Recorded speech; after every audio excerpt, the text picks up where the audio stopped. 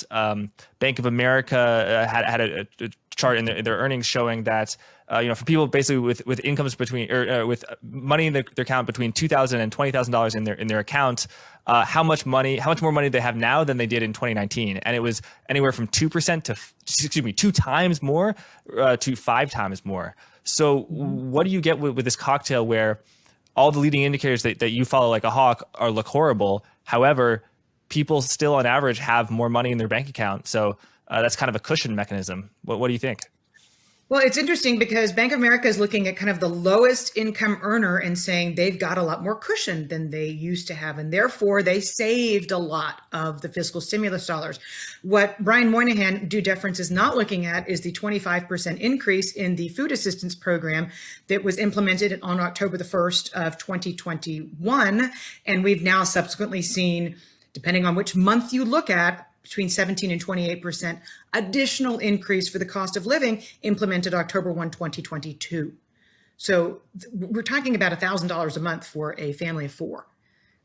It's not a small subsidy by any means. And you came through an income tax refund season where the final stimulus bill that was passed allowed you to not pay taxes for your unemployment benefits. So we just had the mother of all income tax refund seasons. And in addition to that, your businesses have been able to deduct their payroll taxes. So we've seen business, and this was the first chart in the quill that you saw yesterday, we've seen business income taxes just wipe out history, period, end.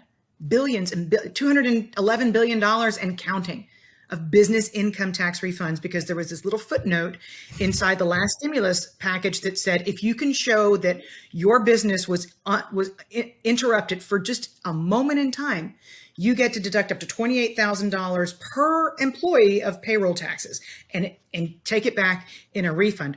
There is still a ton of stimulus money flowing through the U.S. economy, which makes it even more remarkable that we're even seeing delinquency rates rise at all. But it's because of where it's going, who it's going to. It's not going to the people in the middle. The lowest income earners are benefiting. The highest income earners are benefiting. But the people in the middle are absolutely getting just screwed. Yes, but the highest income earners, to the extent that they have assets such as housing and stocks and bonds, they're getting screwed as well. So in most business cycle slowdowns, unfortunately, it is the lowest income earners who bear the losses the first. In this different environment, on the face of it, it sounds like somewhat of a better thing, whereas people who are more able to bear the burden of a recession, they're the ones who are bearing that burden. What does that mean?